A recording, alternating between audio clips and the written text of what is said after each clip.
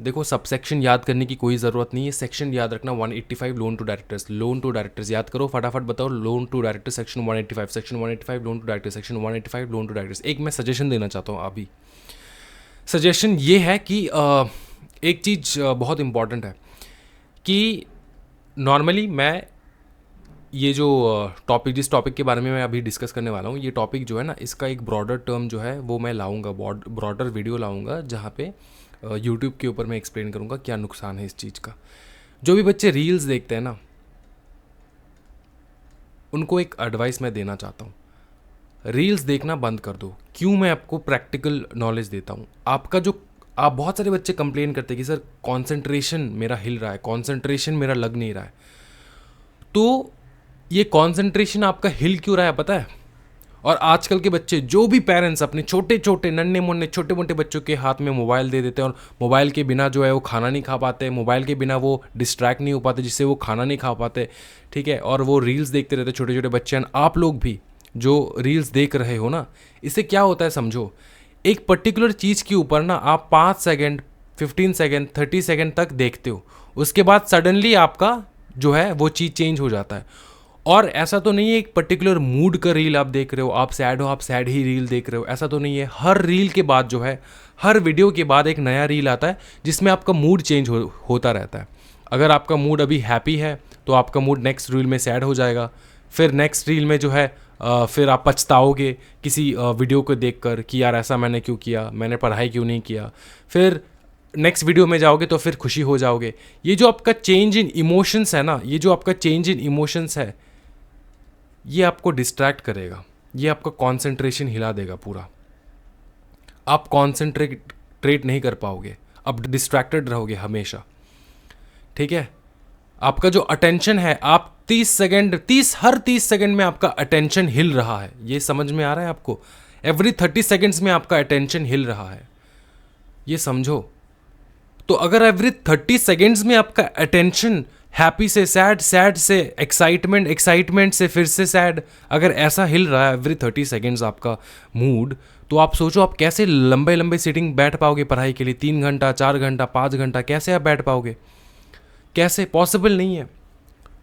समझ में आ रहा है रील्स देखना क्यों खराब है? मैं इस ये सिर्फ रील्स नहीं, जो भी है यूट्यूब शॉर्ट्स, जो भी चीज़ आपको फटाफट डिस्ट्रैक्ट करता है, फटाफट आपका मूड चेंज करता है, फटाफट आपका अटेंशन जो है वो उसको डिस्ट्रैक्ट करता है, तो आपका अटेंशन एक जगह पे जो है ना सही प्रकार से बैठता नहीं है। समझ में आना? सही प्रकार से बैठता नहीं, इसलिए जो है आपको ये दिक्कत आ रहा है। मैं जब छोटा था ना तब एक एक्सरसाइज करता था, मेरा एक टीचर था, उनसे मैंने पूछा था कि सर अटेंशन कैसे इंक्रीज़ करे अपना। तो टीचर ने मेरे को बताया कि ये एक चीज़ किया करो।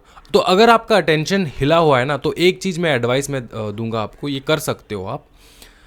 पहला चीज़, फर्स्ट तो आप अपना रील्स वगैरह ये बंद कर दो। आप क्या करते हो इंस्टाग्राम पे? अपना लाइफ का अपडेट देते हो। भैया तुम्हारा लाइफ का सच्ची में अपडेट मैं बताऊं, कुछ उखाड़ नहीं रहे हो तुम, कुछ नहीं। एक दो नया ड्रेस पहन के मम्मी पापा का पैसा लेकर नया ड्रेस खरीद के पहन के कहीं लोकेशन पे जाके फ़ोटो खींच के अपलोड कर देना, ठीक है, और दिखा रहे हो कि भैया मेरा लाइफ बहुत बेटर है। झंड है तुम्हारा लाइफ, बहुत बड़ा झंड है, ठीक है, और तुमको ये समझ में नहीं आ रहा है कि तुम क्या कर रहे हो। तो ये इंस्टाग्राम तो बंद कर दो। जिस दिन जिंदगी में कुछ बन जाओगे, मतलब सीएस बन चुके हो, तो एक बंदे को हायर कर लेना जो तुम्हारा इंस्टाग्राम हैंडल करेगा पूरा डे टू डे, जो आपका वीडियोस फिर आपका जो रील्स वगैरह है बनाएगा, अपलोड करेगा, फिर उसका काम है ये, ठीक है। तो वो उसके ऊपर छोड़ दो, तुम मत करो। तुम करोगे ना तुम्हारा झंड हो जाएगा। समझ में आ रहा है? फोटोज़ वगैरह किसी बंदे को अपॉइंट कर लो, वो कर देगा। इतना पैसा तो तुम कमा लोगे। और तुम सोच रहे हो अगर तुमको खुद करना है तुम कर सकते हो, लेकिन after you become something, not now, not at this moment, क्योंकि तुम्हारा अटेंशन का लग जाएगा। मैं समझा रहा हूँ आपको, ठीक है, इस बात का ध्यान रखना है। दूसरी बात, कैसे आपको अटेंशन को ना, आपका जो कॉन्सेंट्रेशन को, इसको कैसे बढ़ाए, तो मैं ये 2 एक्सरसाइज बहुत करता था। एक पहला एक्सरसाइज है, एक पेपर लेना, वाइट पेपर, शायद आप लोगों ने सुना होगा इस चीज़ को।